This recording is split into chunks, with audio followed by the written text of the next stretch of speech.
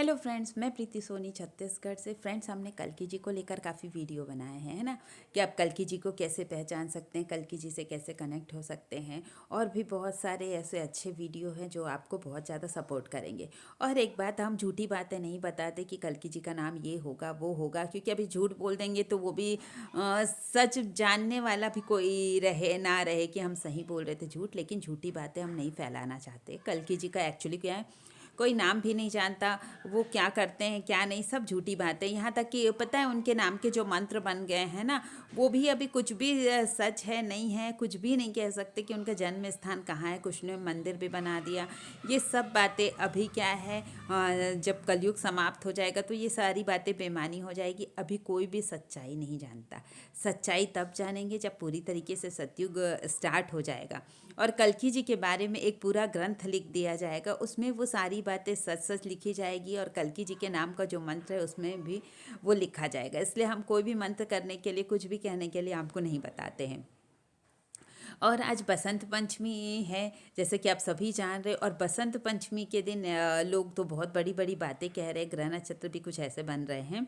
और ग्रह नक्षत्र से याद आया, जो अभी है ना, जो 2026 का ग्रह इस टाइप से बन रहे हैं कि गुरु उसमें सबसे आगे है। तो क्या होता है, जिसमें गुरु प्रमुख रूप से होते हैं ना, तो वो साल भगवान की भक्ति के लिए श्रेष्ठ होता है और गुरु की जो भक्ति करता है उसके लिए श्रेष्ठ होता है। आध्यात्म के लिए, धर्म के लिए ये साल जो है बहुत ही ज़्यादा अच्छा है। बुरा तो है, जैसा बताया जा चुका है, बुरा तो है, लेकिन जो भक्त के लिए ये गुरु जो है बहुत ही शुभ फल लेके आया है। तो इसलिए बार बार बोलते हैं कि 2026 जो है बहुत ज़्यादा अहमियत रखता है अभी परिवर्तन के लिए। और अभी जो आज बसंत पंचमी है, तो ये भी बहुत बड़ी बात है। आज के दिन जो श्री राम शर्मा जी ने जो कलयुग समाप्ति का संकल्प लेके जो अखंड ज्योत जलाई थी, उसके 100 साल पूरे हो गए हैं आज। और ये भी मान्यता थी कि जब उनके 100 साल पूरे हो जाएंगे तो उससे जो है पूरे संसार को बहुत ज़्यादा एनर्जी मिलेगी, भरपूर एनर्जी मिलेगी। और कल राम जन्म, राम भूमि, राम मंदिर का भी समझो बर्थडे था, है ना। यानी काफ़ी अच्छी अच्छी बातें अभी हो रही है हमारे जीवन में। और फ्रेंड्स, ये सारी अच्छी बातें तो हो रही हैं, आप भी देखते आ रहे हैं। बस इतनी बातें और अच्छी हो जाए तो और ज़्यादा मज़ा आ जाए, सबकी लाइफ में परिवर्तन आ जाए कि हम भगवान को मानना शुरू कर दें और भगवान से कनेक्ट हो जाए। और बहुत सारे लोग ना मुझसे पूछते रहते हैं कि आपकी जर्नी कैसे स्टार्ट हुई। तो मैं बहुत शॉर्ट में बहुत थोड़ा सा बता देती हूँ ताकि आपको बोर भी ना हो लगे। क्या है कि 10-12 साल पहले की बात है कि मैंने ध्यान जब स्टार्ट किया, मुझे उस टाइम पे ध्यान करना नहीं आता था। हमारी फैमिली में तब कोई ध्यान नहीं करता था। तो मैंने क्या किया, मन तो बचपन से ही था कि मैं ध्यान करूं। तो टीवी में देख देख के मैंने बहुत सर्च किया, है ना। पूरा यूट्यूब देख लिया, टीवी में देख लिया, जैसा भी कुछ भी मुझे ध्यान का मिलता, यूट्यूब पे भी बहुत सर्च करती थी।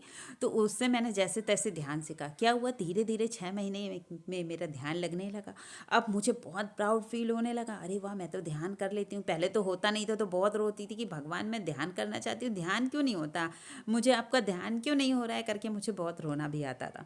फिर मैंने सीखा।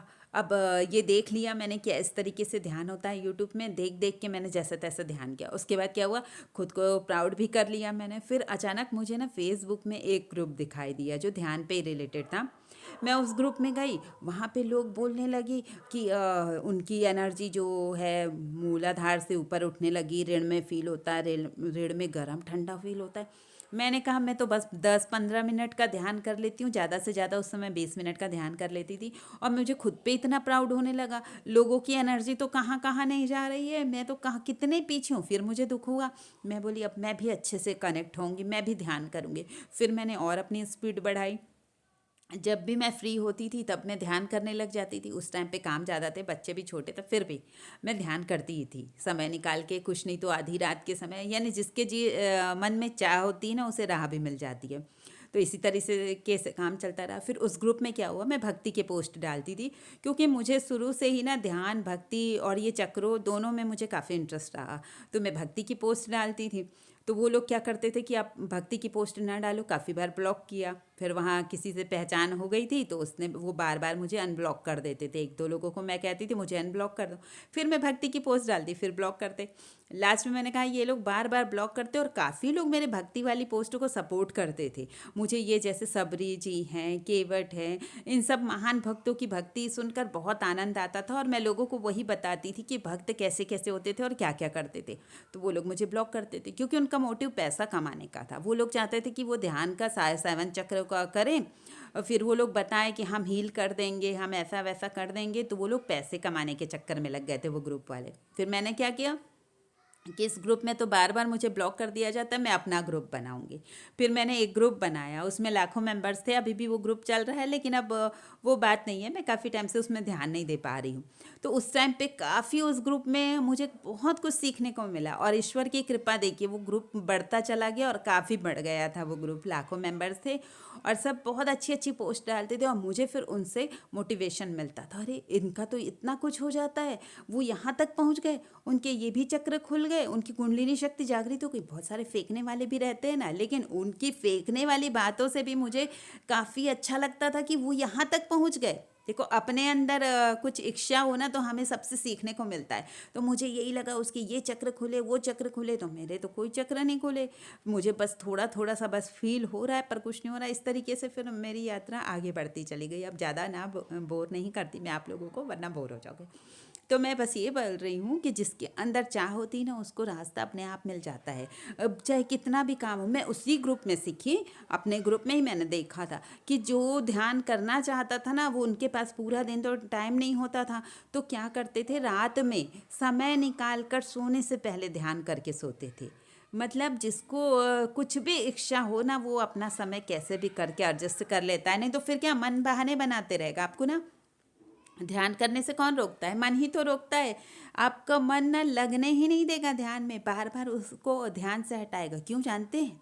क्योंकि देखो अभी क्या है, मन आपको गुलाम बनाए बैठा है। जैसे वो बोलता है कि चलो सो जाओ, थक गए हो, चटपटा कुछ खा लो, नहीं घूम फिर लेते हैं, कुछ मूवी देख लेते हैं, कुछ अच्छा अच्छा वीडियो देख लेते हैं ना, शॉर्ट्स देख लेते हैं। तो क्या है, मन जैसा कराता है हम वैसा करने लग जाते हैं। लेकिन जब हम ध्यान करते हैं ना, तो मन हमारा गुलाम बनता जाता है। जिस तरीके से हम मन को कराएंगे, मन को वो करना पड़ेगा। तो मन हमारे काबू में थोड़ी आना चाहेगा, इसलिए वो बार बार हम लोगों को भरमा देता है कि नहीं नहीं ये सही नहीं है, तुम ये मत करो। क्या मतलब 5 मिनट बैठ के टाइम खराब करने से। इस तरीके से मन का जो है काम होता है हम लोगों को भटकाना, वो पूरी तरीके से भटका देता है। लेकिन एक बात ये भी है ना, कोई चीज़ आप बार बार सोच रहे हो तो वो आपके सबकॉन्शियस माइंड में फीड होती है, तो वो चीज़ आपसे होने लगती है। अगर आप निश्चित कर लो, कर लो माइंड में कि बस मुझे करना है कोई काम, तो वो आप करके ही रहते हो। लेकिन आपका हल्का फुल्का रहेगा ना, करूँ नहीं करूँ, तो फिर आपका मन वो काम आपको नहीं करने देता है ना। तो इसी तरीके से मन को अगर काबू में करना है, अपने हिसाब से मन को ढालना है, तो आपको तो ध्यान करना पड़ेगा। तभी तो आपका ध्यान भगवान में लग पाएगा। वैसे भी कौन होता है हमारे बंधन और मोक्ष का कारण? मन ही होता है। मन से ही हमारे पाप पुण्य बनते हैं, मन से ही सारे कर्म बनते हैं। मनो मनुष्य नाम कारणम बंधन मोक्ष है। कहा भी गया है साफ साफ में कि मन ही बंधन और मोक्ष का कारण है। तो बंधन का कारण कब है? जब वो मन माया में लगेगा तो बंधन का कारण बन जाएगा। और मन को अगर आत्मा में अपने अंदर लगा दो तो वो मोक्ष का कारण बन जाएगा। जैसे आप ही सोचिए कि आप सामने वाले को पूरे टाइम देखते हैं और उसको जज करते हैं। हाँ उसने वो क्या किया, वो क्या किया, किस टाइम पे खा रहा है, किस टाइम पे आ रहा है, किस टाइम पे जा रहा है। मतलब हमें अपने पड़ोसियों की, रिश्तेदारों की, सबके बारे में खबर होती है कि कौन क्या करता है। लेकिन हमारे अंदर क्या चल रहा है ये नहीं पता। जैसे हमारे अंदर 72,000 नस नाड़ियाँ होती है ना। और कितने चक्र होते हैं हमारे अंदर? 114 होते हैं, फिर भी 108 को माना जाता है। और उनमें से मेन 7 चक्र होते हैं। तो 7 चक्र को अगर हम हील कर लेते हैं, 7 चक्र में हमारे वाइब्रेशन हो जाती है, तो पूरे जितने भी चक्र हैं पूरी बॉडी में, है ना, 108 चक्र मान लो या 114, पूरे हील होने लग जाते, पूरे में वाइब्रेशन होने लग जाती है। यहाँ तक कि हथेलियों में, हर जगह पे चक्र बने हुए हैं, तो सब में एनर्जी पहुँचने लग जाती है अगर आप ध्यान करते तो। 7 चक्र तो आपको पता ही है कहाँ कहाँ है ना। तो अगर आप ध्यान करते हैं सातों चक्रों का भी एक करके अगर आप ध्यान करते हैं, जैसे मैं थोड़ा सा बता देती हूँ। अगर आपको चक्रों का ध्यान करना है तो पहला ध्यान आप मूलाधार में लगा लीजिए। सोचिए यहाँ पे मूलाधार है, हम जहाँ पे बैठते हैं वो जगह पे मूलाधार है, वहाँ पर ध्यान कर लिया। फिर थोड़ी देर बस सोचते रहे यहाँ पे मूलाधार है, यहाँ पे लाल रंग का चक्र होता है, ऐसा करके थोड़ा थोड़ा जान लिया, है ना। और उसके बाद फिर ऊपर आए, स्वादिष्ठान है जहाँ रीढ़ की हड्डी शुरू होती है, यहाँ पे स्वादिष्ठान चक्र है, आपने सोच लिया। थोड़ी देर वहाँ फील कर लीजिए 1-2 मिनट। उसके बाद ऊपर आइए, यहाँ पे सोचिए नाभि के पीछे मणिपुर चक्र है, हमने वहाँ पे थोड़ा ध्यान कर लिया 2 मिनट, ज़्यादा नहीं, है ना। आप ज़्यादा करना चाहे तो कर सकते हैं, लेकिन स्टार्टिंग का मैं बता रही हूँ कि 1-2 मिनट काफ़ी है आपके लिए। फिर हम ऊपर आए, हार्ट चक्र है यहाँ पर, हार्ट में हमने फील कर लिया। रीढ़ में फील करिएगा सारे चक्रों को। तो हमने फील कर लिया कि रीढ़ में, हार्ट चक्र के पीछे रीढ़ में है हार्ट चक्र। अभी ऊपर आते हैं, गले के पीछे विशुद्धि चक्र है ना। ये विशुद्धि चक्र को फील कर रहा है, लेकिन आज्ञा चक्र को फील कर सकते हैं आप। थर्ड आई पे भी आज्ञा चक्र को फील कर सकते हैं, जहाँ पे मैंने बिंदी लगाई हुई है, या पीछे इसी के जस्ट पीछे भी आप आज्ञा चक्र को फील कर सकते हैं। यहाँ पे आज्ञा चक्र है, फिर यहाँ पे 1-2 मिनट रुक जाइए, फील करिए, हाँ यहाँ पे भी एक चक्र है। उसके बाद सर के ऊपर, पूरा सर मान लीजिए, यहाँ पर जहाँ पे चोटी होती है ना, मोस्टली आपने देखा होगा जो पंडितों की चोटी होती है, वहाँ पे होता है सहस्रार्ध चक्र। सहस्रार्ध चक्र में सोच लीजिए ये 7वां चक्र है, सबसे महत्वपूर्ण चक्र है। इसके जागृत होने से पूरी तरीके से कमल के फूल खिल गए हैं, बहुत सारे गुच्छे में, बहुत गुच्छे वाले कमल है, जैसा आपने कभी नहीं देखा है ना। कमल आपने देखा है कुछ गुच्छों का था, आप मान लीजिए इस जो कमल चक्र है, सहस्रार चक्र की हजारों पंखुड़ियाँ हैं, ऐसा मान के वहाँ पे ध्यान कर लीजिए। इस तरीके से आपका जो मन है वो चक्रों में लग जाएगा, इधर उधर की सोच नहीं आएगी, और आपसे ध्यान भी आसानी से हो जाएगा। और चक्रों में भी थोड़ी सी हीलिंग हो जाएगी, थोड़ा थोड़ा आपके चक्र जो सोए हुए हैं थोड़े थोड़े एक्टिवेट होने लगेंगे। तो इस तरीके से आप ध्यान कर लीजिए। फिर आप देखिए इस तरीके से आप थोड़ा सा भी ध्यान करते हैं ना, 2-2 मिनट भी करेंगे तो 14 मिनट तो आप ऐसे ही बैठ गए, है ना। तो इसी तरीके से क्या होता है, आप ध्यान करना भी सीख जाएंगे और कल की जी से भी कनेक्ट होने लगेंगे। अगर आपको कल की जी की एनर्जी जल्दी फील करनी है ना, जो बोलते हैं हम क्यों माने कल की जी नहीं है ऐसा वैसा, तो कल की जी को पहले फील करके देखो ना, है कि नहीं। तो आपको अगर कल की जी है कि नहीं जानना है ना, सच में जानना है, तो आप ऐसे ध्यान करिए, तो आपको फिर खुद ही भगवान से कनेक्शन फील होगा। जो बातें बताई है ना, भगवान से कनेक्ट होने के लिए बताई है। और आप जब ऐसा करेंगे ना, तो आपको बहुत ही ज़्यादा अच्छा लगेगा, बहुत ही खुशी फील होगी। आपको लगेगा अरे आज तो मैंने कुछ ऐसा नहीं किया, इतना खुश कैसे हूँ मैं।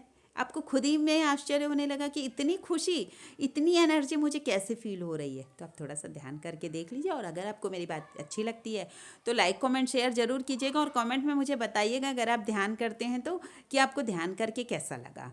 और अगर मेरा ये वीडियो अच्छा लगा तो फिर लाइक कमेंट शेयर तो करना ही है आपको। और जो हमारे चैनल पर नए हैं, हमारा चैनल सब्सक्राइब ज़रूर करें।